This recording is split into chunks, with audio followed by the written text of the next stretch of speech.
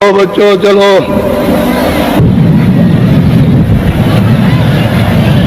बच्चे और बच्चियों,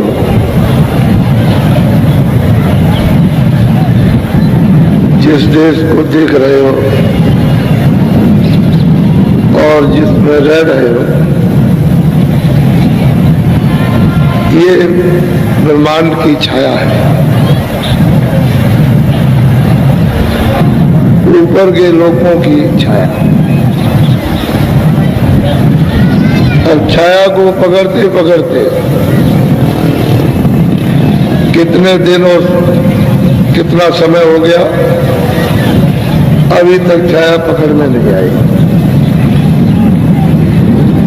और सब लोग छाया को पकड़ रहे हैं। ये मेरा सुंदर बच्चा, ये मेरी काली बच्ची, ये मेरी श्याम स्त्री, ये मेरा जो है कुरूपति, इसको पकड़ते पकड़ते लेकिन अभी तक हाथ में है। तो जो ब्रह्मांडे सो पिंडे, ये पिंड लोक है। इसके ऊपर में अंडलोक है। ये मृतलोक पिंडलोक, ये 5 तत्वों का है। जल पृथ्वी अग्नि वायु आकाश, ये 5 तत्व इसमें प्रधान है और सूरत इसमें बंद है। दोनों आंखों के पीछे बीचों बीच में सब में बैठी है। गाय की भी यही बैठी, बकरी की भी यही बैठी है, शेर की भी यही बैठी, ऊंट की भी, हाथी की भी यही बैठी है। छोटे छोटे भुनगे जीव जंतुओं की यही, और सब में 2 आंख और 2 कान और 2 नाक। सब में छोटा से छोटा जीव होगा, उसमें 2 आंख 2 कान 2 नाक। ये आप अच्छी तरह से इसको फिर गहराई से देखने और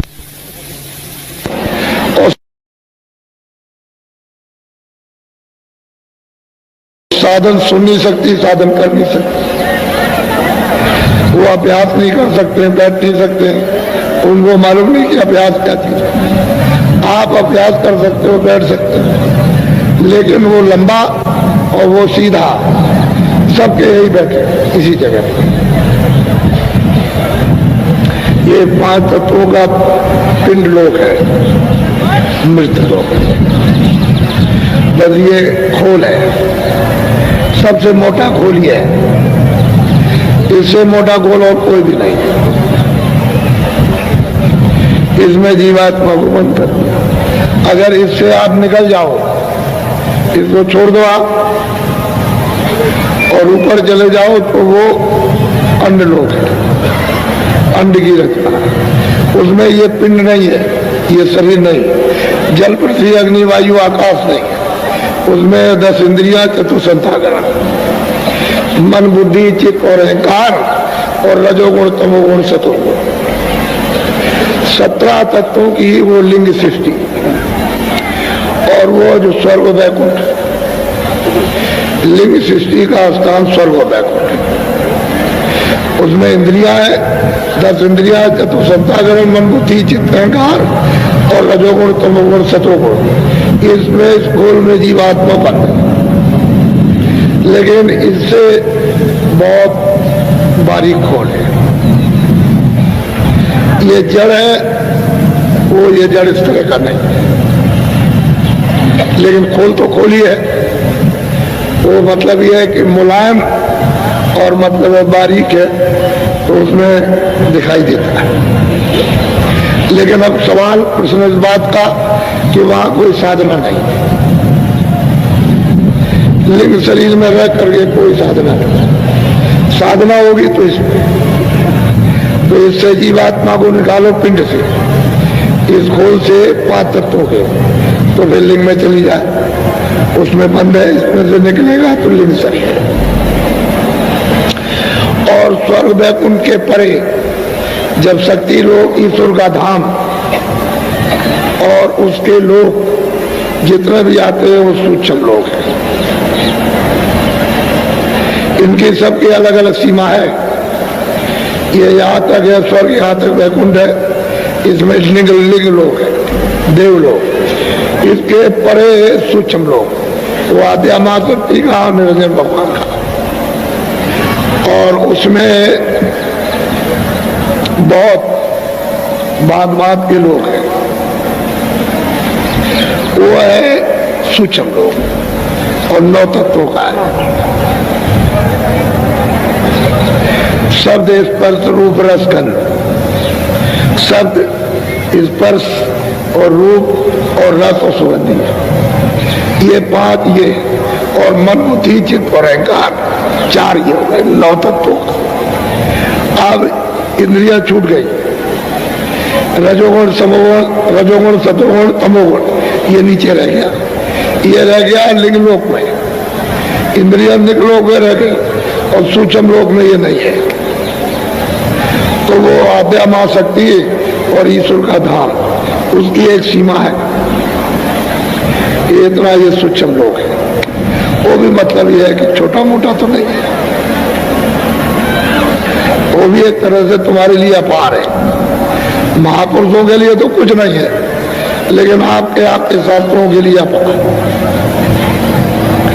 ऊपर में माया का लोक है, और फिर ब्रह्म का धाम, ईश्वर अलग है ब्रह्म अलग, वो है कारण लोक।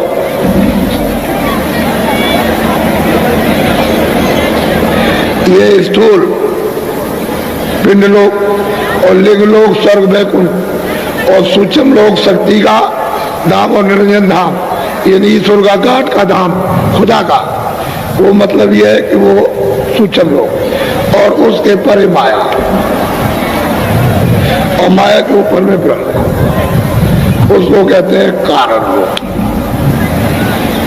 उसमें क्या क्या है? शब्द स्पर्श रूप रस गंध, बस ये 5 तत्वों का है। वहां मन नहीं है, बुद्धि नहीं है, वहां पर चित्त नहीं है, अहंकार नहीं है, रजोगुण नहीं, तमोगुण नहीं, 10 इंद्रिया नहीं है, और ये 5 तत्वों का जल पृथ्वी अग्नि वायु आकाश, ये शरीर, बस शब्द स्पर्श रूप रस गंध। अब सूरत को ये बोध होता है शब्द है, ये रूप है, ये रस है, और ये मतलब ये कि गंध है, ये स्पर्श है, ये वहां पर उसको बोध होता है। सूरत इसी से निकल के जाएगी और इसी में लौट आएगी, वो है कारण लोक। तो ये कारण लोक बहुत बारीक झिल्ली है, यानी कपड़ा वो भी है, एक तरह का कपड़ा है बहुत झिल्ली, उसमें दिखाई तो देता है सब, लेकिन सूरत उसमें बंद है। अब इसके परे अगर सूरत चली जाए तो कर्मों की हद के परे चली गई, परे, तो उधर है प्रकृति लोक, प्रकृति लोक है, और ऊपर में पार ब्रह्म है विराजमान। तो सूरज जब उस धार को, उस नाम को, शब्द को पकड़ लेती है तो शब्द रूप हो जाती है।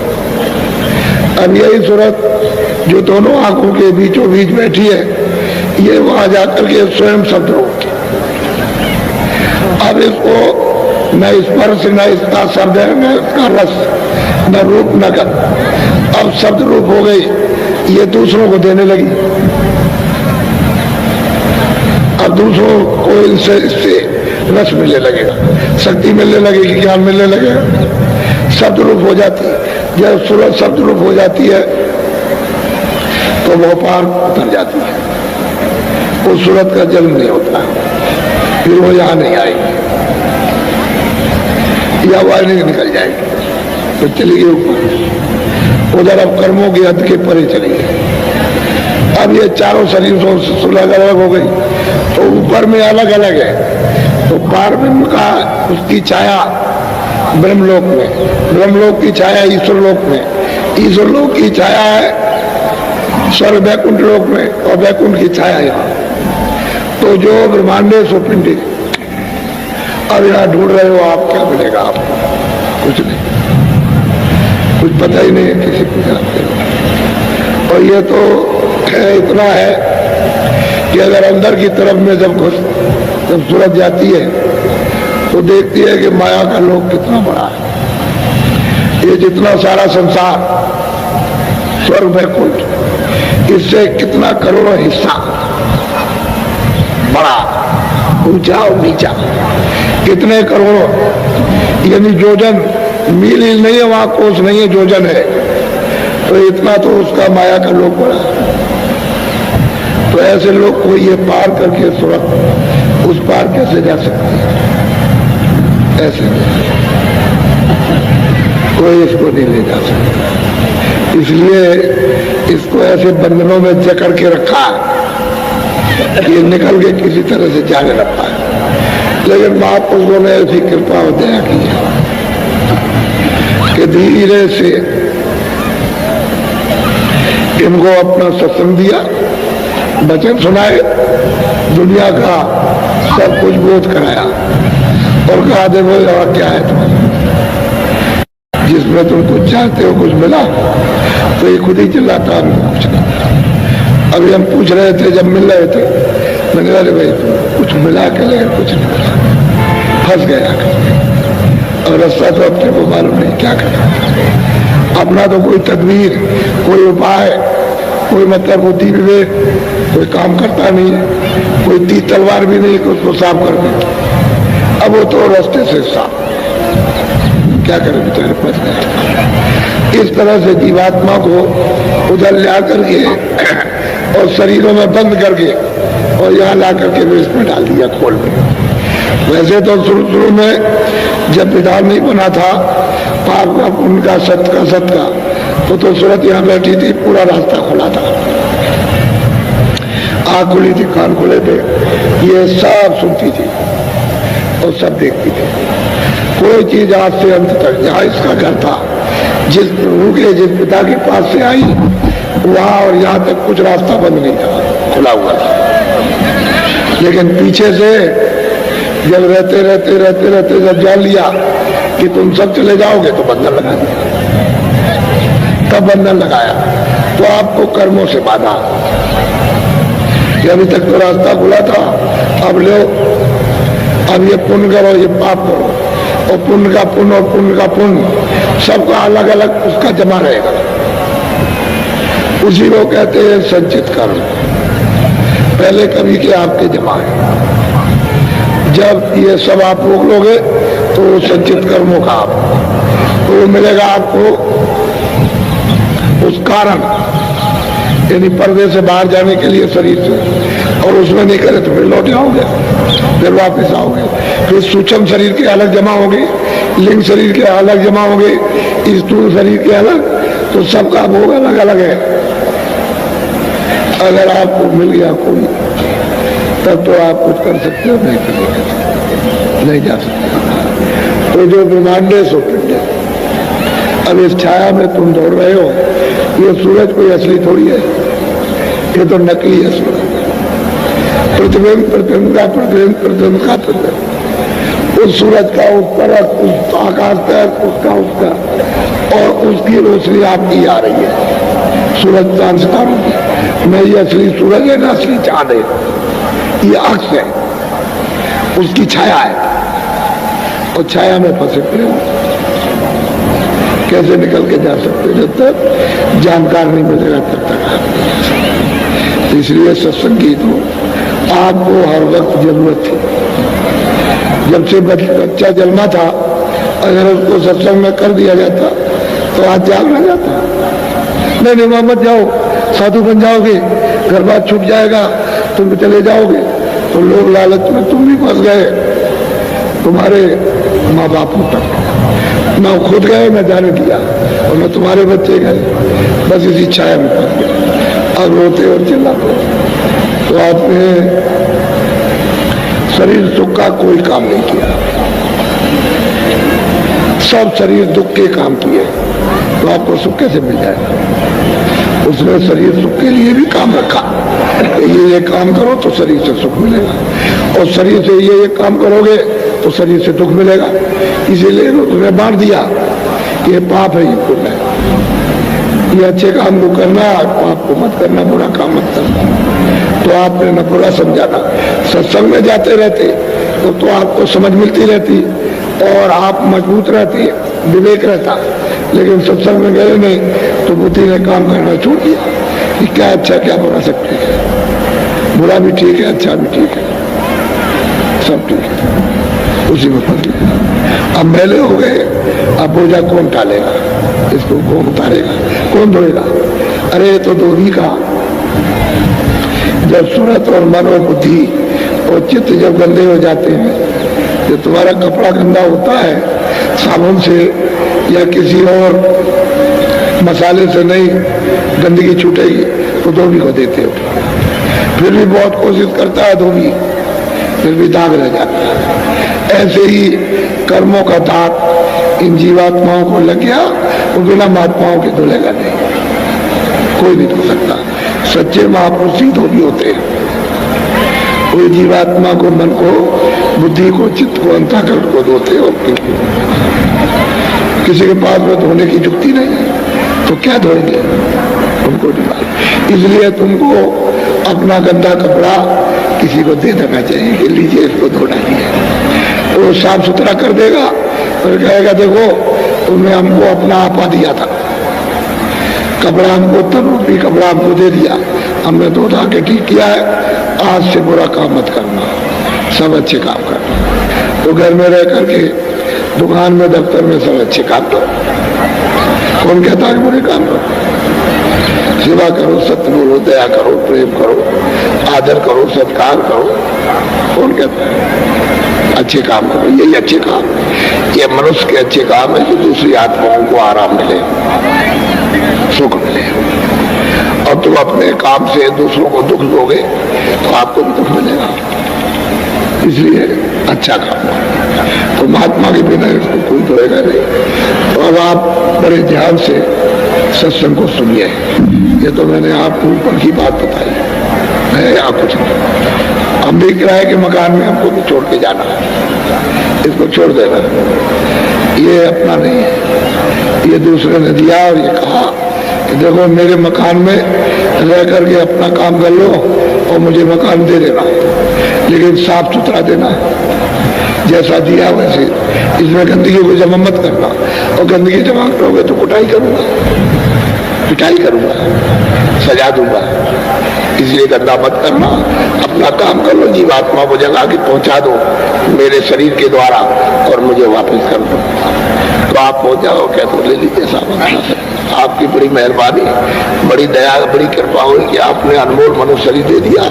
मैंने आपके शरीर के द्वारा जीवात्मा को जगाया, मैं आपका बड़ा एहसान मंद। उसने बता दिया तो कहोगे नहीं नहीं नहीं नहीं मैंने ये नहीं जाएगा, और लोग चिल्लाओगे तो मानेगा वो। पहले सोचो तुम्हारे पास कोई उपाय है, दौलत से, तीर तलवार से? अगर ऐसा होता तो तलवार लेकर के, गोले लेकर के सड़क खाने खड़े हो जाते। तो कहते नहीं ले जा सकते, तो ऐसे दिखाई देगा, फट से ले जाएगा, छोड़ नहीं सकता। तो आप बड़े ध्यान से सुनो।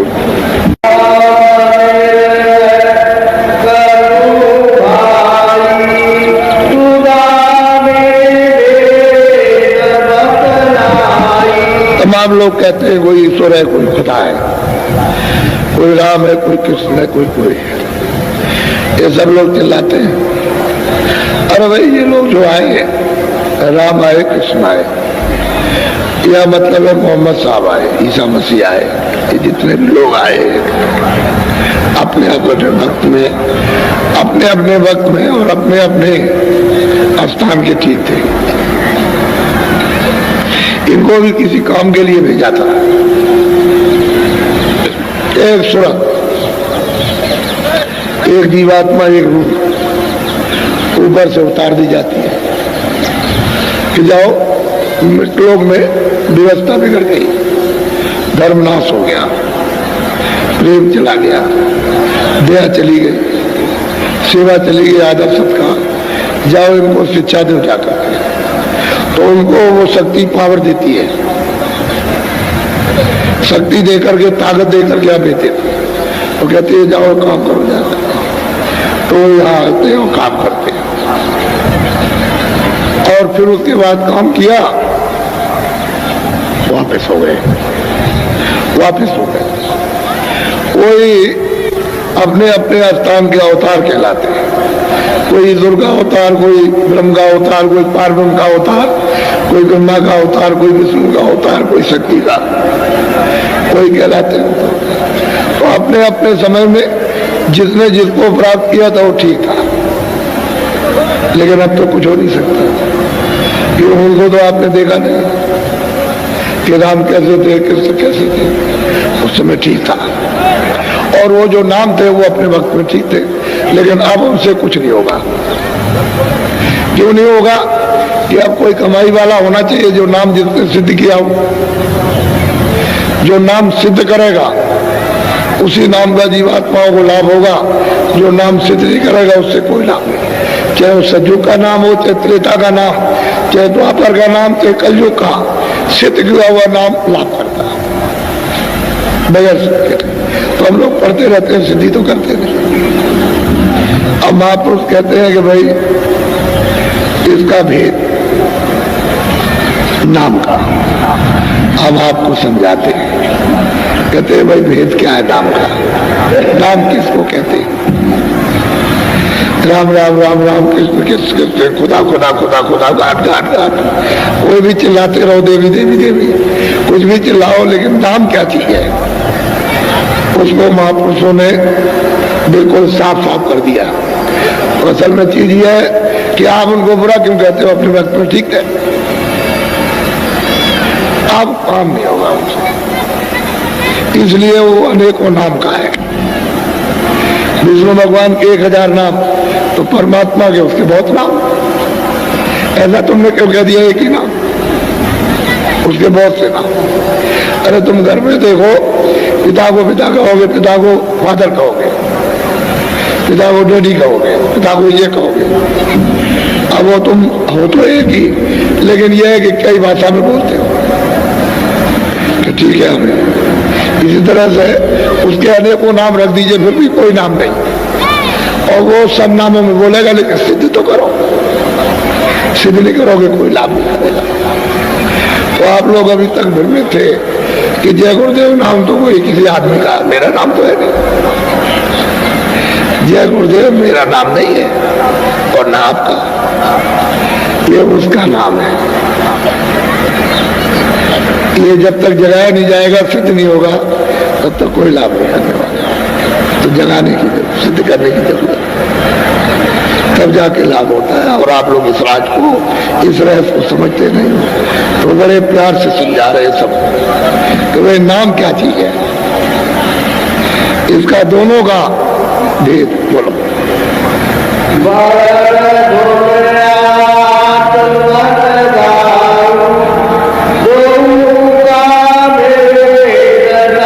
अब वो कहते हैं कि वर्णात्मक नाम, वर्णात्मक उसको कहते हैं जो जिब्या से बोला जाए, कोई नाम हो, जो भी शब्द आप जिब्या से बोलोगे वर्णात्मक है।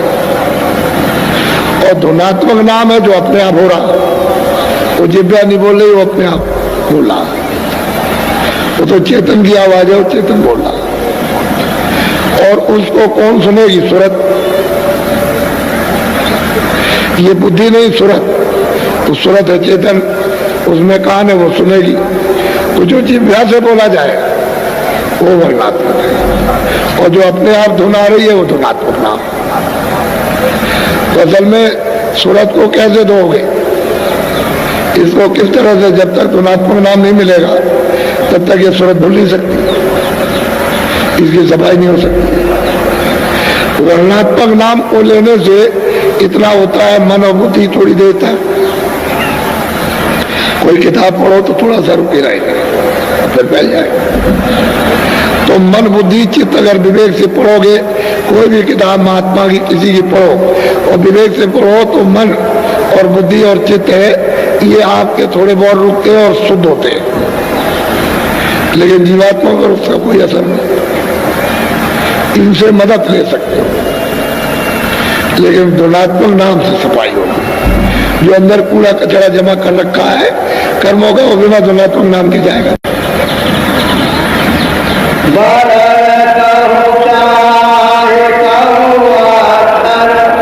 जो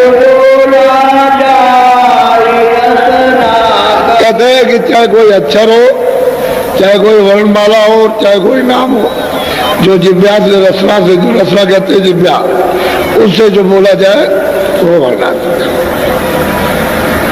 वो वर्णात्मक। असल में बात यह है, तभी तो कहा महात्माओं ने, कर में तो माला फिरे। ऐसे ऐसे बैठे हुए देख रहे हो, कर में माला फिरे, जी फिरे मुख माए, मनुआ तो 14 फिरे। यह तो सुमरना है। ये जो आप वर्णात्मक नाम ले रहे हो, जिब्या से रचना से, कोई भी नाम आप लेते हो, इस तरह से लेते हो, ये कर कहते हैं ये उंगलियां काम करने वाली, इनमें माला घूमती रहती है। और मतलब यह है कि नाम जिब्या से लेते रहते हो और मनुआ चारों तरफ घूमता रहता है। ये वर्णात्मक, उससे क्या असर होगा? कुछ नहीं। माला भी घूम रही, गाली भी दे ली, माला भी घूम रही, बात भी कर ली, राम राम भी कर लिया, और ये भी नाम ले लिया, वो भी। ये सुमरन नहीं, ये अपने आप को धोखा देना और समय खराब करना, ये सुमरन है। जो आप सोच रहे हो कि इससे हमारी सफाई हो जाएगी, इससे सफाई नहीं। बोलो।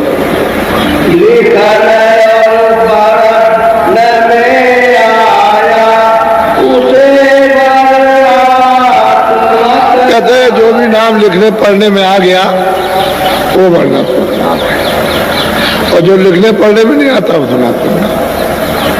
और उसको सूरत सुनेगी, वो चेतन है उसी काम से, तो जब तक वो नहीं जागती है तब तक नहीं सुन सकती, और जाग गई और कान खोल गए तो सुनने लगी। वो धनात्मक नाम है, और ये जो लिखने पढ़ने में आ गया वो वर्णात्मक है। अब आप इसको पढ़ते रहो। तो जरूरत तो थी आपको कि इससे मदद लेते इंद्रियों की शुद्धि सफाई के लिए, और साफ हो जाती तो अंदर की चीज पकड़ लेते, अंदर का नाम पकड़ लेते। तो वो तो आवाज दे ही रहा, वो तो नाम जगा हुआ और सो कब रहा, वो तो चेतन, वो तो बोल रहा, वो तो सब जीवात्माओं को घाट पर बुला रहा, लेकिन आवाज घाट में आएगी। घाट छोड़ दोगे तो आवाज सुनाई नहीं देगी। घाट पर आवाज आ रही है और तुम उधर सुन नहीं रहे।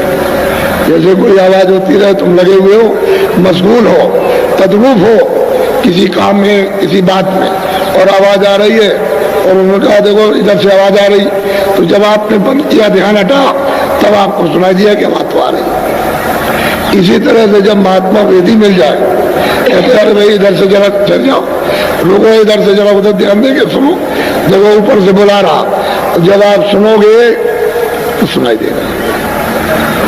तो ये लिखने पढ़ने में आया वर्णात्मक नाम। तो बहुत तरह के नाम आए, एक दो नाम, किसी ने कुछ कहा, किसी ने कुछ कहा, किसी ने सतयुग का नाम, किसी ने त्रेता का नाम, किसी ने द्वापर का, कलयुग लगा हुआ। तो लिखने पढ़ने में वो धनात्मक नाम नहीं है, वर्णात्मक है, धनात्मक है। बोलो।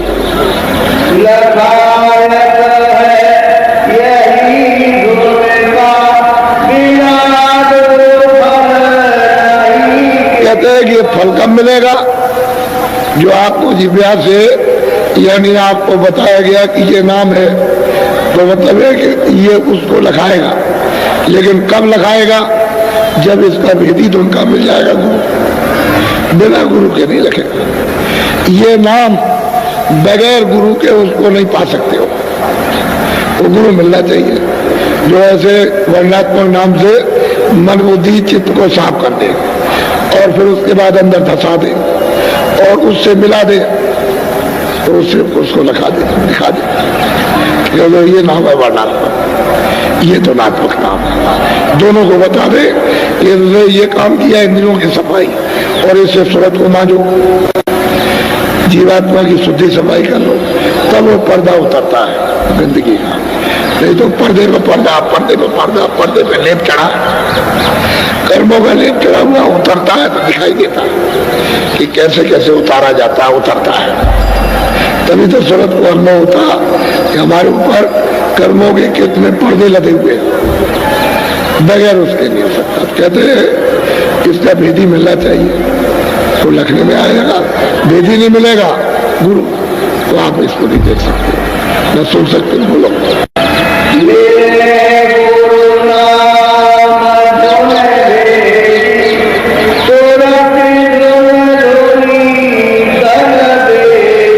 अगर नाम का वेदी उस धुन को प्राप्त करने वाला, धुन को पकड़ के चढ़ के आने जाने वाला मिल जाए तो सूरत को सफाई कर सकता है।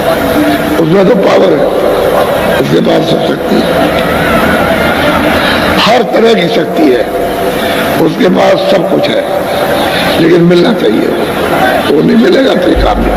तो धुन का जो धुनात्मक धुन है उसका जब तक विधि नहीं मिलेगा, वो जो धुनात्मक रूप हो गया तब तक ये सफाई नहीं हो सकती।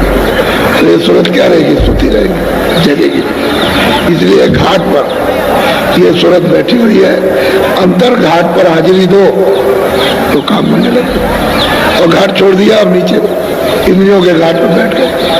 सूरत का घाट तो अंदर है, दोनों आंखों के सामने, उसी घाट पर हाजिरी दो, ठोको ऐसे।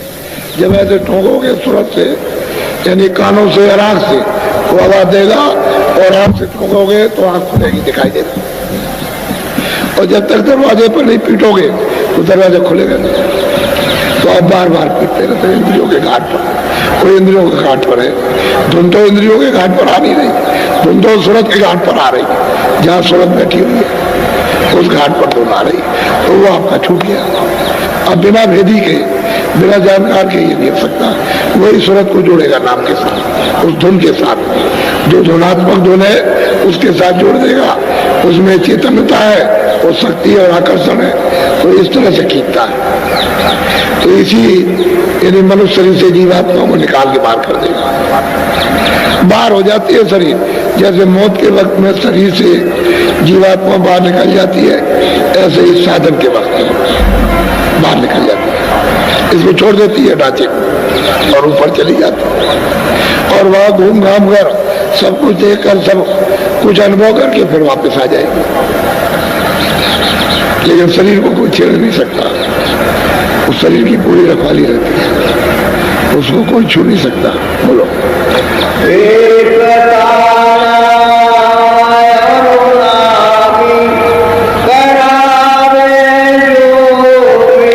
कहते वो स्वामी जो नाम को पा करके, नामी को जिन्होंने प्राप्त कर लिया, वो अगर मिल जाए हमको तो ये सूरत धुन से अलग है, धुन से जोड़ देंगे।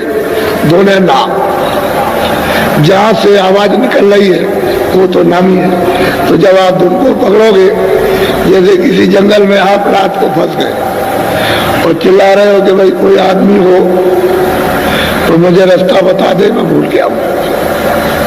तो किसी ने आपकी आवाज को सुना कि जंगल में कोई रास्ता ढूंढ रहा है और चिल्ला चिल्ला के पूछ रहा है, तो उसने कहा देखो भाई अंधेरे में तो मैं आऊंगा नहीं, मैं अपनी जगह से बोल रहा हूं कि मेरी जिधर से आवाज आ रही है उस आवाज को सुनो, धीरे धीरे उधर को आओ, मेरी आवाज को पकड़ के चले आओ। तो जिधर से आवाज आ रही उसको सुन रहा, वो धीरे धीरे उधर चल रहा, धीरे धीरे उधर चल रहा, आवाज को पकड़े हुए चला रहा। जिसमें से आवाज निकली थी उसके सामने पहुंच गया तो उसका साक्षात्कार हो गया। ये आवाज ये दे रहा था, इसने बुलाया था कि मेरी आवाज को तुम पकड़ लो, चले आओ, तो तुम जंगल से निकल आओगे, रास्ता मिल जाएगा। तो चला रहा, जब पास पहुंच गया तो रास्ता मिल गया। ऐसे वो नाम आवाज दे रहा है जीवात्माओं को, सबको दे रहा, लेकिन भेदी मिलेगा तभी वो नाम प्रकट होगा। भेदी नहीं मिलेगा तो नाम प्रकट नहीं होगा, तो आप उसको पकड़ नहीं सकते। आवाज दे रहा तो नाम है सब जो आवाज आ रही है, और जिसमें से निकल रहा वो नाम ही है। तो जब आप पकड़ के जाओगे और उस मंजिल पर पहुंचे तो जो भी उस मंजिल पर बैठा हुआ स्थान पर उसका साक्षात्कार हो जाए, तो है नाम।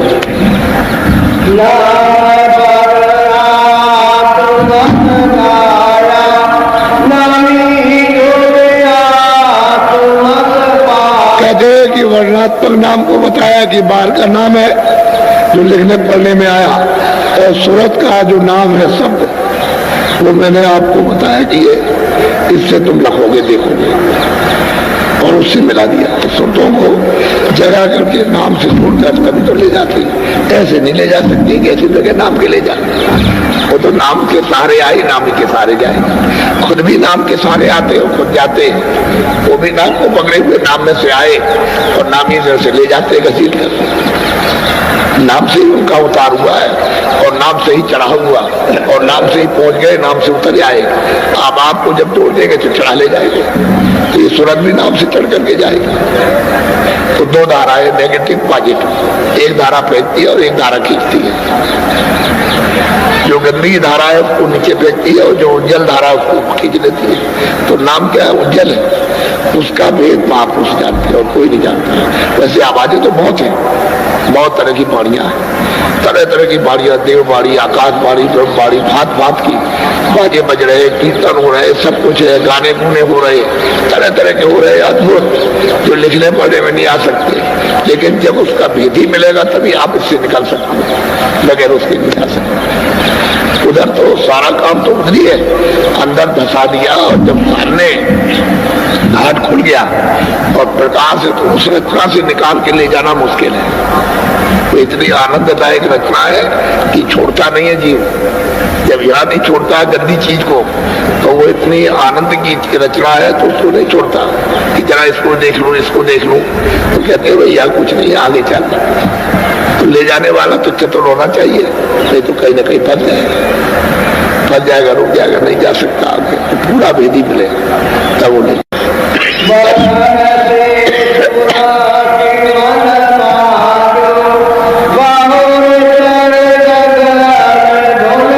कहता है कि वर्णात्मक नाम को लो, लेकिन महात्मा के द्वारा, जगे हुए पुरुषों के द्वारा वर्णात्मक नाम को लीजिए, उसको साफ कीजिए मन बुद्धि चित्त, और फिर जो भेद बता दे उस सूरत से उसको साफ करो, नाम के साथ जोड़ करके उसकी सफाई करो। तो तुम मेहनत करो, कुछ वो करेंगे, ऊपर से दया रहेगी, ऊपर से वो कृपा कर रहा। जब वो महापुरुष मिल जाते हैं तो दया सीधे आने लगती, नहीं मिलते हैं तो पता नहीं चलता कि दया किसका नाम, तो नहीं जगेगी। तो उस नाम से तो जीवात्मा की सफाई होती है और फिर जोड़ देते हैं उसके साथ।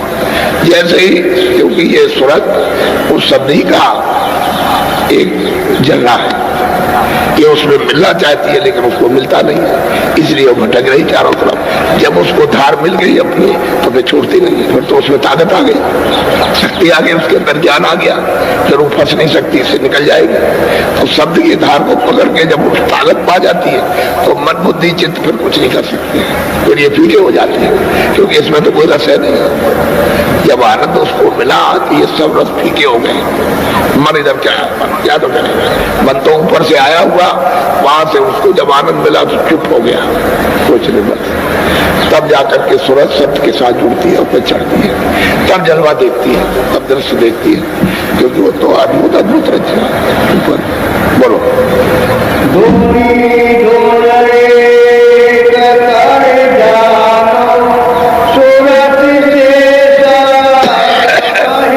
कहते हैं जिसमें से धुन आ रही है वो और जहां तक आ रही है वो, दोनों को एक जानो, वो अलग नहीं है, क्योंकि उसकी आवाज निकल रही है और जहां तक जा रही है वो एक ही है।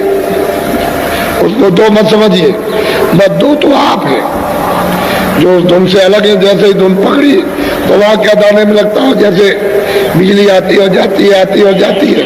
ये तो बिजली कुछ नहीं आ रही जा रही, सूरत की चाल इस तरह से हो जाती है, आएगी जाएगी, आएगी जाएगी, क्षण में जाएगी, क्षण में आएगी, इस तरह से। तो कहते हैं उसको एक जानो, पर वो भेदी गुरु मिलना चाहिए जानकार, जिसने इसकी कमाई की, जो शब्द रूप हो गया। बिना शब्द रूप के कोई इस रात को जान नहीं सकता। तो आपको क्या करते, अरे भाई उस समय पर आपको बताते तो सब बोया हुआ सब बेकार हो जाता, लेकिन धीरे धीरे धीरे धीरे आपके पीछे लगे रहे और यहाँ तक ले आए कि अब सुनने को तो तैयार हो। अब सोचने लगे कुछ करना चाहिए, मनुष्य जीवन बेकार जा रहा है और जो चला गया वो तो खत्म, वो तो लौट के आना नहीं है। जो आज का दिन खत्म हो जाएगा कल नहीं आएगा। जो पीछे की आपकी आयु खत्म हो गई लौट के आनी नहीं है। अब जो आगे बाकी रह गए उसी में कुछ काम कर, तो उसमें क्यों नहीं करते? आपको सुलभ रास्ता, सीधा आसान, मदद करने को तैयार हूं अंदर से भी बाहर से भी। तो थोड़ी सी तुम कम से कम थोड़ी मेहनत करो, निमित्त मात्र थोड़ी आप करो, थोड़ी मेहनत हम करें, जल्दी से वो काम हो, शुद्धि सफाई हो जाए, घाट खुल जाए, तभी तो आप चल पाओगे। उधर तो मैदान खुले हुए, उधर तो कोई बंधन तो है नहीं, उधर तो ये तो रोशनी कुछ नहीं, ये क्या है? कुछ भी नहीं, कि तो उसकी छाया है। जो उधर है वो तो क्या वर्णन किया जाए, क्या आपको बताएं। लेकिन इनमें से जो बैठ के देखते हैं वो कहते हैं जो मेरा जीवन बेकार होते हैं, बेकार चला गया।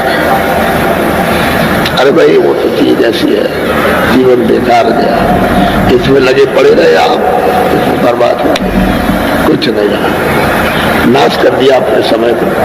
और आप अपने जीवन को, क्योंकि मनुष्य शरीर फिर कहाँ मिलना, ये तो मतलब ये छूटा तो सज्जों तो आप त्रेता कितने खत्म होंगे, फिर मिलेगा ही। आपको तो ये मालूम है नहीं है, इस ज्ञान को तो आप जानते नहीं हो।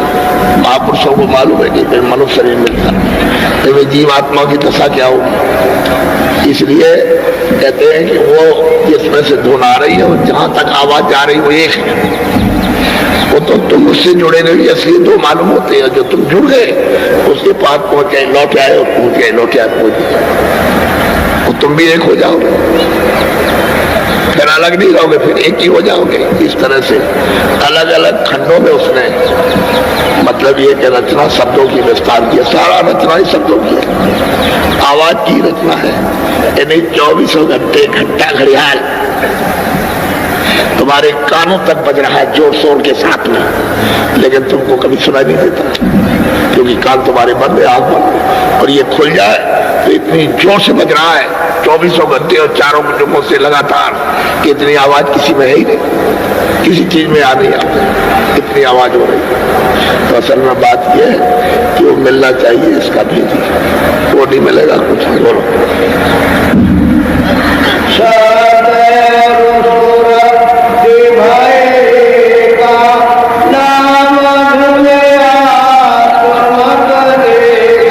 सूरत शब्द जब एक हो जाते हैं तब फिर अनुभव में आता है।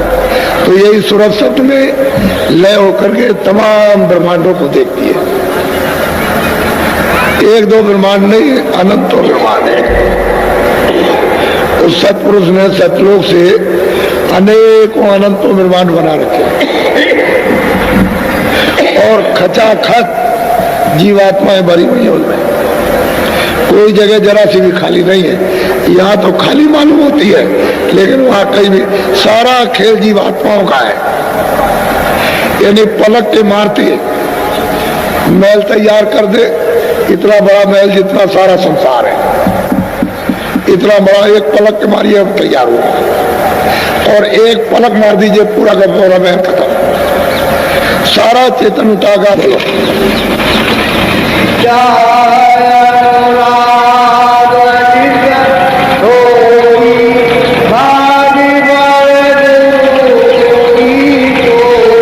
कि जिसके अंदर चाहना है मालिक को प्राप्त करने की, और वो खोज रहा है कि कोई गुरु मिल जाए, कोई जानकार मिल जाए, कोई वेदी मिल जाए, तो जरूर मिलेगा, निश्चित मिल जाएगा, और सच्चा रास्ता मिल जाएगा। जब रास्ता सच्चा वेद मिला तो करनी करो, करनी करो, मार मन डालो इंद्रिय रोग द्वारा।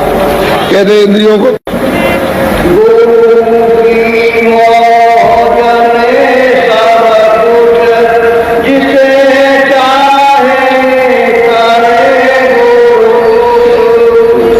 गुरु की मौज में सब कुछ है। बात असली यह है कि जिसको चाहे उसको मार दे, जिसको चाहे घसीट ले, दरवाजे पे बैठा ले, नाम के साथ दो, उनकी मौज में सब कुछ है। तो तुमने कभी उनकी मौज मर्जी पर की? जो मन में आया, जो बुद्धि में आया वो काम करते रहो, चलाते रहे।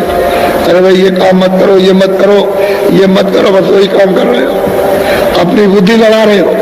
इंद्रियों की तरफ भाग रहे हो, और जो देना चाहते हैं उनकी कभी मौज मर्जी तुमने कभी परखी, कभी मौज ली उनकी मौत तो वापस ले जाने की है, तुम्हारी मौज है फंसने की। तो कहते हैं उनकी मौज मर्जी में सब कुछ, जिसे चाहे उसे उबारे। अब वो भी बात मौज मर्जी पर है, लेकिन पहुंच तो जाओ वहां तक। उनकी मौज मर्जी को, इच्छा को ले तो लो कि वो चाहते क्या है, तो तुम वो भी नहीं चाहते, मानते हो इधर उधर तुझे क्या मिलेगा, बहुत पिटा है, परेशान है, अब चारों तरफ से घिरा है, हैरान, न घर में न बाहर कुछ है। अब सोचता है क्या करे, अरे क्या है तेरे सामने तो मौत ही है, और कुछ नहीं, अंधेरे अंधेरा है, कुछ होने वाला कुछ भी नहीं है। तो कहते हैं वो महापुरुष मिल जाए तो तेरा लोक भी बन जाएगा और तेरा परलोक भी बनेगा, दोनों काम तेरे सुधर जाएंगे, ये भी सुधरेगा वो भी सुधरेगा।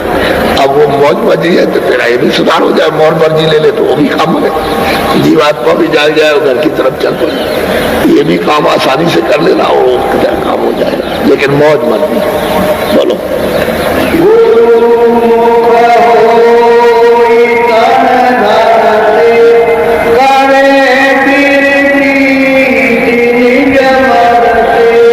कहते हैं भाई गुरु क्या करते हैं, ओ तन मन धन, कहते हैं कि भाई ये तुम फंसे हुए हो उसमें, तन मन धन लाओ इधर, इसकी शुद्धि सफाई करते हैं, तो इसी को काम में लो। अरे भाई ये नहीं कहते कि तुम खेती दे दो, जमीन दे दो, रुपया पैसा दे दो, सोना जाती, अरे तन मन, ये दो चीजें अर्पण कर दो, क्या चाहे ले लीजिए, ये जैसा चाहे वैसा कर दीजिए, तो उसकी शुद्धि सफाई कर दे, तो तुमको दे दे, चलो रखो, अब इससे कोई खराब काम करना नहीं, जो अच्छा हो काम करना, तो ये काम करो जो अच्छे काम है, उनको बता दे कि ये काम अच्छा है, ये खराब है, इसको मत करना, अच्छे को करना, तो कभी आप नहीं फंसोगे, फिर कभी इसमें उलझोगे नहीं। और अभी तो आप मतलब ये तो जानते ही नहीं होंगे, अभी तन मन को समझते ही इसने क्या किया, इंद्रियों ने क्या किया, वो तो रोज भूल जाते हो, दिन भर करते और शाम को सब भूल गए, तो वहां तो लिखा पढ़ी हो रही है, वो तो उजाले में बैठ के लिख रहा तुम्हारा सब, तुम अंधेरे में अंधकार में हो, अंधे हो, और उजाले में बैठ के सब तुम्हारे कर्मों को लिख रहा है। आज तुमने ये किया, ये मारा, ये काटा है, धोखा दिया, झूठ बोला, चकमा दिया, ये जेब काटी, ये किया, और तुमने पानी पिलाया, खाना खिलाया, झाड़ू लगाई, आदर किया, सत्कार किया, अपमान किया, गाली की, गलौज की, ये सब हिंसा की, आदमी मारे, बच्चे औरतें पशु पंछी मार दिए, वो सब नोट कर रहा है सटासट, उसकी कलम डूब रही है, तुम यहाँ कह रहे हो को देख नहीं रहा, वो तो उजाले में बैठा। जब आग खुलती है तो लिखने वाले को देखते हो, ये लिख रहा बैठकर, सबका कर्म लिख रहा, हिंदू हो मुसलमान हो कोई भी हो, तुम तो इसको जानते नहीं हो कि भाई मन में क्या किया, बुद्धि क्या कर रही है। तो महात्मा जब समझा देंगे, शुद्ध करके पवित्र करके जब देंगे, तब तेरा मन लगेगा, तब तेरी सूरत चढ़ेगी। ऐसे कहते मौज मर्जी फिर भी उनकी चाहिए, बगैर मौज मर्जी है कुछ नहीं, तेज से तो अभी तक कुछ नहीं बना, तो आगे क्या है, तो उनकी दया साथ लेकर, मौज मर्जी उनकी दया है, वो चाहते हैं कि तू जल्दी निकल चल, तो वही काम करो जब जल्दी से निकल चले, इस शरीर से जल्दी निकल के अपने घर में पहुंचे, नहीं तो बड़ा मुश्किल है, बहुत कठिन। बोलो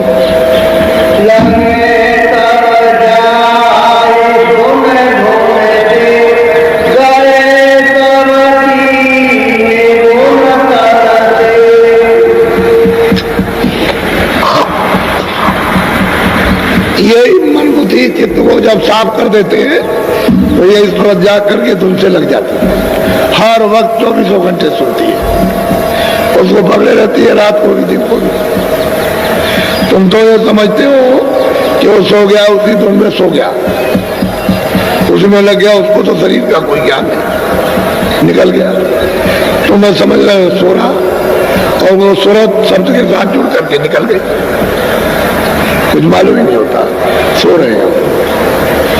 ये होता है तो गुरु क्या करेंगे, तन मन को मांझ देंगे, साफ कर देंगे और धुन के साथ जोड़ देंगे सूरत को। सूरत है चेतन, तन मन ये चेतन नहीं है, जड़ है, ये तो सूरत के कारण उसकी चेतनता से चेतन हो रहे, और ये उसके औजार है, काम करने वाले उन पर्दों में, जैसे स्थूल शरीर है, स्थूल शरीर के औजार, लिंग शरीर के औजार, सूक्ष्म शरीर के औजार, कारण शरीर के औजार, और सूरज जब शब्द में मिल जाएगी तो इनमें से कोई साथ नहीं रहता, वो तो सूरज शब्द रूप हो जाती है। फिर ये कोई मसाला नहीं है इसके साथ। निकल बोलो।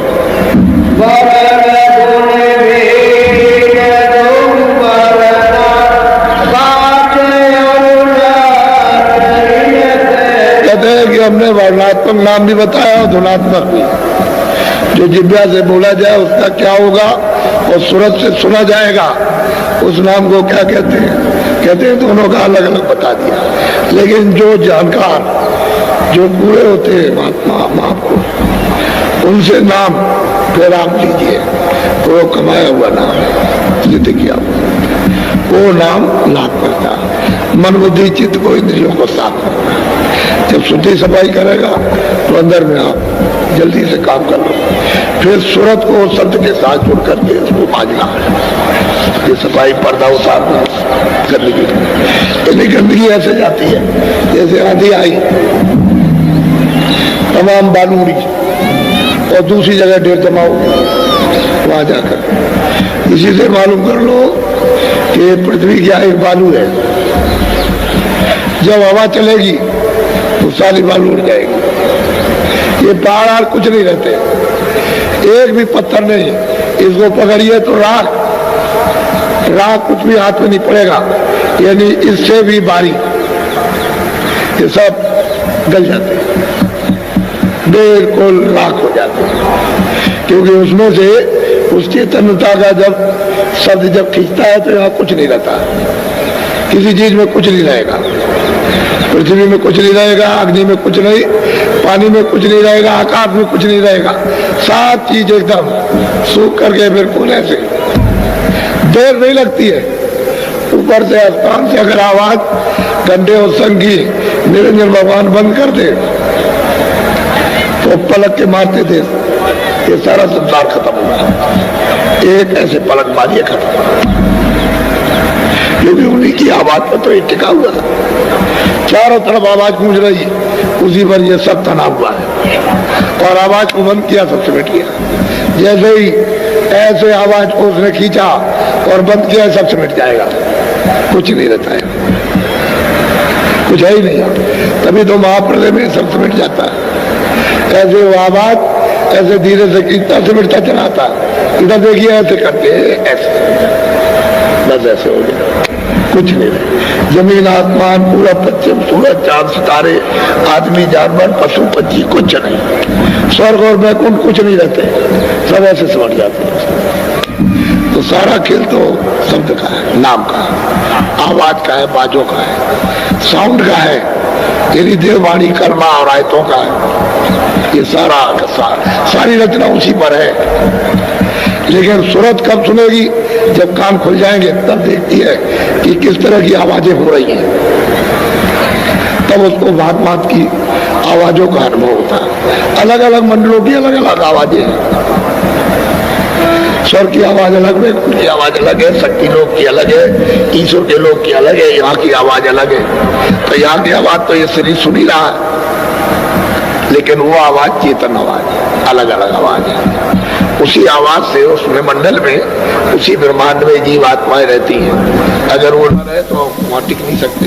तो सारा खेल जो है शब्द का है, नाम का, आवाज का है, उसके बगैर कहीं कुछ नहीं। ये सारी सृष्टि ही नाम के शब्द की है। और ये खारिज किया हुआ मसाला है ये, यानी वहां से निकाल दिया गया, अब ये मसाला वहां जाएगा नहीं। इसलिए तो जीवात्माओं को भेजा था कि उतारे आओ नीचे, और नीचे उतार करके हम अपना बोध भेजते हैं, उसको हमेशा प्राप्त करते रहना, उसके द्वारा चले आते। तो यहाँ नीचे आए तो यहाँ फंस गया, बस इतनी गलती हो गई आपको तो जगा हुआ रहना चाहिए था। लेकिन हाँ, बहुत सी सूरतें आई, वापिस हो गई पीछे से, यानी आपको कानून में फंसा करके वो बात दिया। अब वो जाने नहीं देता। अब वो महात्मा आते हैं तो कहते हैं अरे भाई अब से जाग जाओ, अब चलो हम तुमको मदद देंगे। तो आप चलिए, तो उनके पास जाओगे तभी तो।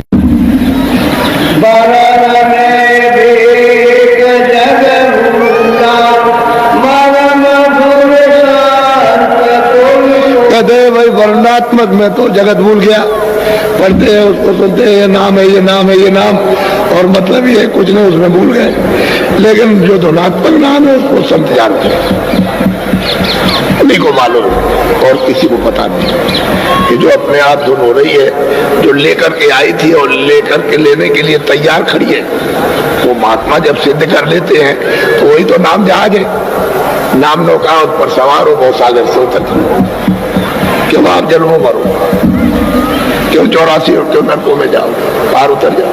यही मनुष्य शरीर पार उतरने का है। जितने लोग आए वो मरने के पहले पार उतर गए, पार उतारा। जैसे गोस्वामी जी आए, नानक जी आए, रैदास जी आए, ऐसे मीराबाई और से तमाम लोग आए इसी कलयुग में 700 वर्ष के अंदर, तो तमाम जीवों को पार उतार दिया। ऐसा थोड़ी ऐसे ही आए चले गए, ऐसे भी पार उतार। इसलिए बड़े सौभाग्य तुम आए कि तुम ऐसे स्थान पर ये मान करके आए हो कि चलो वही कुछ ले आएंगे। ये तो हम जानते हैं कि आपको तकलीफ है, हमको सब मालूम है, बहुत कष्ट है, तरह तरह के भांत भांत के कष्ट हैं, और तुम्हारे कष्टों को कोई सुनने वाला है ही नहीं। जो तुमको पड़ोसती है और राज की जो कुछ भी पीड़ा है उसको कोई सुनने वाला नहीं। वो तो तुम्हारी पीड़ा तो जो तुम्हारे दर्द को जानता है वो सुनेगा, बाकी कोई सुनने वाला नहीं। और तुम रोते ही रहोगे, क्या होने वाला है। इसलिए तो मुझे मालूम है कि आप बड़े दुखी और बड़ी तकलीफ में हो, लेकिन मैं ये सोचता हूँ कि इसी के बीच में अगर तुमको ये अमूलक चीज मिल जाए तो तुम्हारा ये सदा के लिए कब तक कट जाए, कि सदा के लिए छुटकारा पा जाओ। फिर काहे को पीड़ा में आते, अरे सीधा रास्ता चल पड़ो। तो जो भजन करते हैं उनका पार से भी संकट हल्का हो जाता है, दुख जाता है, तकलीफ जाती है। जब भजन करोगे सच्चा तो तकलीफ जाएगी, भजन करोगे शक्ति प्राप्त होगी, भजन करोगे आनंद, और भजन करोगे तो सूरज जाग जाएगी, भजन करोगे शरीर से निकल के चल पड़ोगे। तो भजन करने से बड़े लाभ, लोक के परलोक की, इधर का भी सुधार उधर का भी सुधार। और नहीं तो समझ जाना बोलो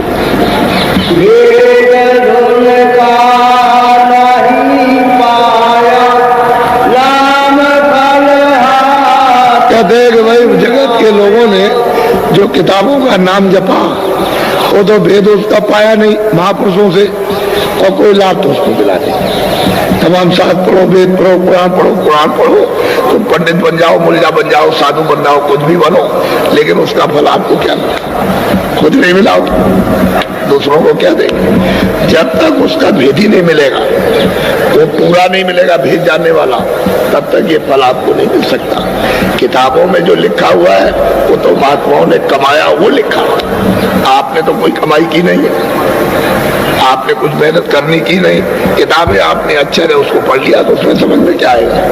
वो तो घाट पर आपको कमाई करना है, जो हरि का घाट है जिस पर जीवात्मा दोनों आंखों के मध्य में बैठी हुई, उसी के सामने घाट है, तो उस पर कभी आप बैठे कि चलो घाट पर पहुंचे हम। वो तो हरि की पौड़ी है, पौड़ी कहते हैं सीढ़ी, वही से सीढ़ी है, उसी पर तो चढ़ के जाएंगे आप। वो तो नाम की शब्दों की सीढ़ी लगा रखी है उसने, जब आप एक नाम शब्द को पकड़ोगे बस चढ़ चढ़ो, तो सीढ़ी बनाई, सीढ़ी दर सीढ़ी, इस सीढ़ी दूसरी सीढ़ी तीसरी सीढ़ी, इस तरह से सीढ़ी पर चढ़ जाओ, पकड़ पकड़ करके उसी धुनी को, उसी का आवाज को, उसी बाजे को जब पकड़ के चढ़ोगे तभी तो पार होगे। ऐसे कैसे पार हो जाओगे, तो उसका भेद ही कोई मिला नहीं, तो उसका फल इनको कुछ नहीं मिला, न खुद पार हुए न दूसरों को पार कर पाए। वो भी भ्रम में रहे, ये भी भ्रम में रहे, दोनों के दोनों मनुष्य जीवन बेकार चला।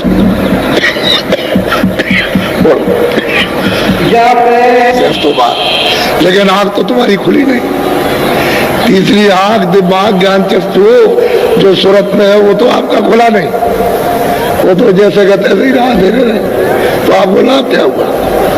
अरे सहस्त्र लाख आपने जब डाले, नाम को जब आपने किताबों को पढ़ करके, लेकिन आंख तो नहीं खुली, कान तो नहीं खुले, तो मिला आपको क्या। और बगैर धुन के वेदी के कोई कुछ पा नहीं सकता। बोलो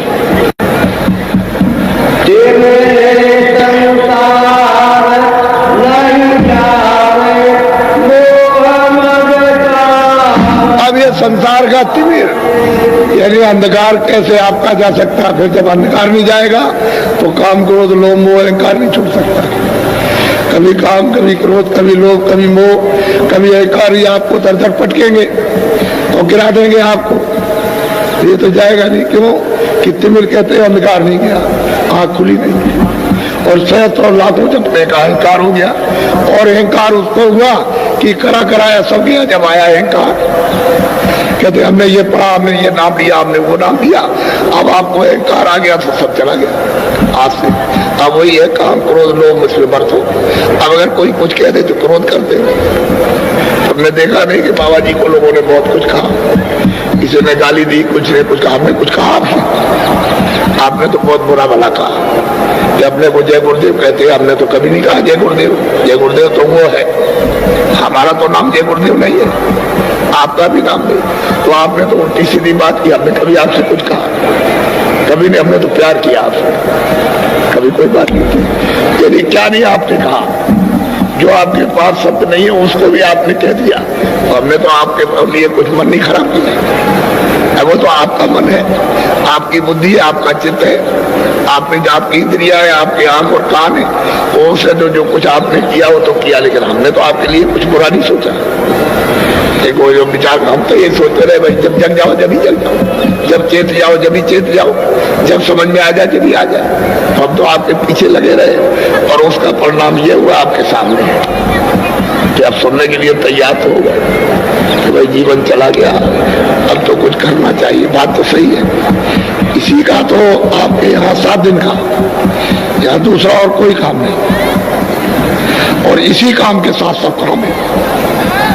घर गृहस्थी का भी काम, दुकान दफ्तर का भी सब काम। अगर इसका सुधार हो गया तो सब चीजों का सुधार हो जाएगा। एक ही साधे सब सदे, और सब साधे सब जाए। अगर तुमने इसको नहीं साधा तो ये सब कुछ नहीं सधेगा, सब बरान पीरान हो जाएगा पूरा का पूरा। तो एक के साधने से सब सज जाएगा। गृहस्थी भी बन जाएगी, काम भी बन जाएगा, खेती का काम, दुकान का काम, दफ्तर का काम, सब काम हो जाएगा एक को साधो। नहीं तो इसमें तय गए काम करो और अंधेरे में पड़े रहे। अब अहंकार आ गया, उसी का तो परिणाम है। अरे मनुष्य मंदिर है ये, जिस्मानी मस्जिद है, इसमें जीवात्मा बैठी हुई है और 24 घंटे परमात्मा बोल रहा। अखंड कीर्तन, आयते, कलमा, देववाणी, आकाशवाणी 24 घंटे घनाघोर हो रही है, लेकिन अब तुमको तो उसका ज्ञान नहीं और उसको नहीं सुनते। अगर कोई विधि मिल जाए तो धीरे से आपको पकड़ा देगा, फिर तो आपके लिए सहज हो गया। कितने युगों का जन्म कट जाएगा, कितने आपने जन्म धारण किए और कितने और करते, तभी आप कटोगे जब जाग जाओगे तब। इसलिए महापुरुषों की जरूरत है, बगैर उनके काम नहीं होता।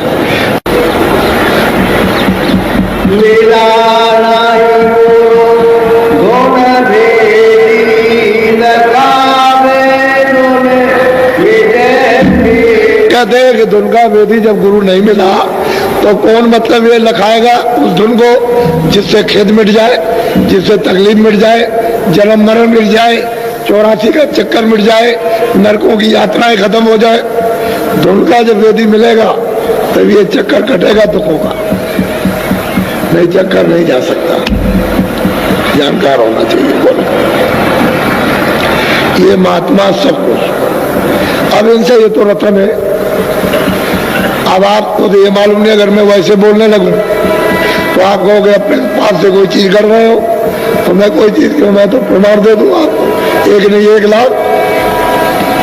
किसी कलयुग में महापुरुष आए और तमाम लोगों को जगाया, और जिनको जगाया उन्होंने प्राप्त किया, और वो सब के सब चिल्लाए प्राप्त करने वाले कि मैं पार उतर गया, और सब कुछ जानने वाले हैं। जो कुछ नहीं जानते थे सब कुछ जान लिया, उतर गए पार। ये घर आपका नहीं है, परदेश है, या कोई आराम से नहीं रह सकता। बोलो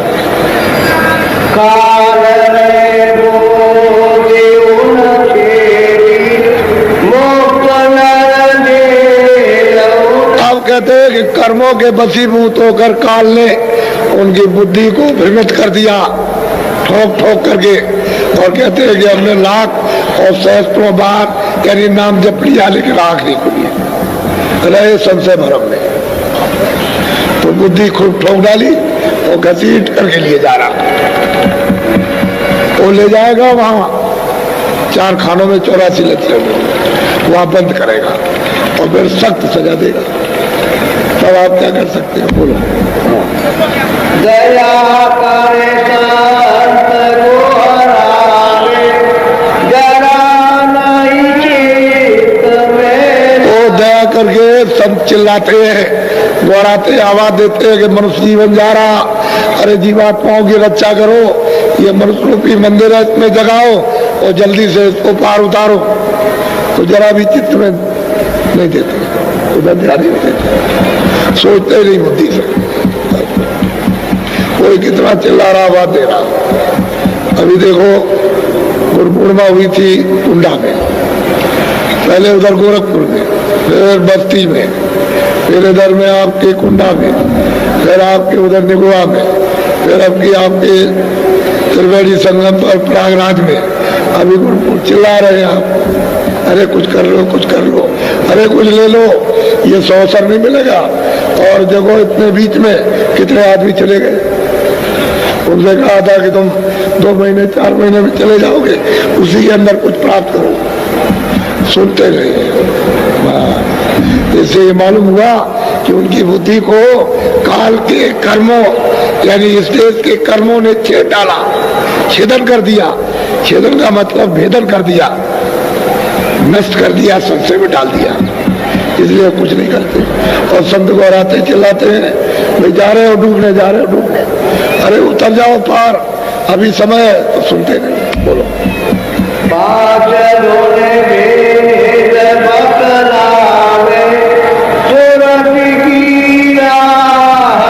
कहते हैं कि 5 स्थान 5 भेद, 5 नाम अलग अलग बताते हैं।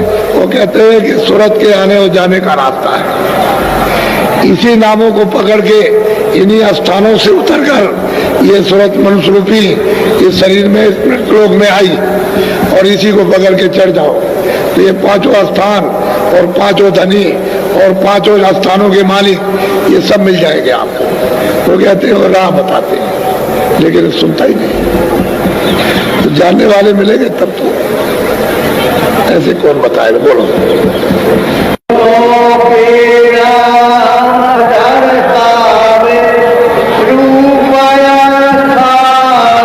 कहते हैं कि दोनों के नाम कि उनकी ये है आवाज, उसकी है ये आवाज है, ये उसका रूप है, ये उसका स्थान है, सब दर्शाते, सब बताते। और ये उसका घाट है, यहाँ से बैठ के पकड़ो चढ़ो, चलो, वो सब बता करके और करनी कराते हैं, और आंख खोलते कान दोनों के साथ जोड़ते और निकालते हैं। तभी तो स्थान पर पहुंच के दर्शन करोगे। इसी तरह से जब गुरु मिल गए तुलसीदास जी महाराज को, तभी तो मोर लोग राम मुस्काई, तभी तो उन्होंने ईश्वर को प्राप्त किया। वो ईश्वर है, ब्रह्म है, ईश्वर है जिसको मुसलमान खुदा कहते हैं, ईसाई गाड कहते हैं, वो ईश्वर है, उसको उन्होंने प्राप्त किया।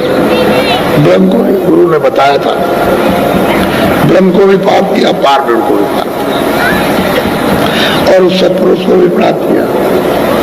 रास्ता बताते हैं, दोनों का परिचय देते हैं कि ये रास्ता, ये तो ये उसका नाम है, चलो इसको पकड़ो चलो। अब अनुभवी जब होगा तभी तो बताएगा। इन किताबों से आपको क्या मिलेगा, अनुभवकार बताएंगे। अनुभव नहीं होगा तो कुछ बता नहीं सकते, बोलो।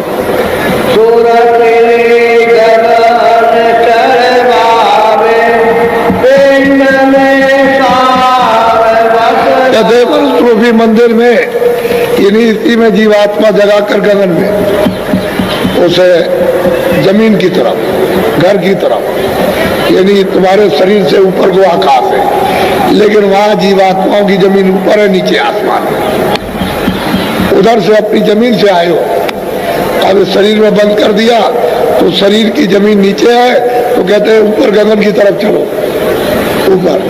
जब इधर से आकाश के ऊपर चले जाओगे तो जमीन छूट जाएगी और निकल चलोगे ऊपर, तो तो कहते हैं पूरा दर्शाते, पूरा बताते, पूरा बोध कराते कि ऐसे ऐसे चलो, हम उधर भी मिलेंगे, इधर भी मिलेंगे। उधर चलोगे खुली दुनिया में, खुले लोगों में प्रकाशमान, उधर भी मिलेंगे, उधर भी आपको बताएंगे, इधर भी बताएंगे।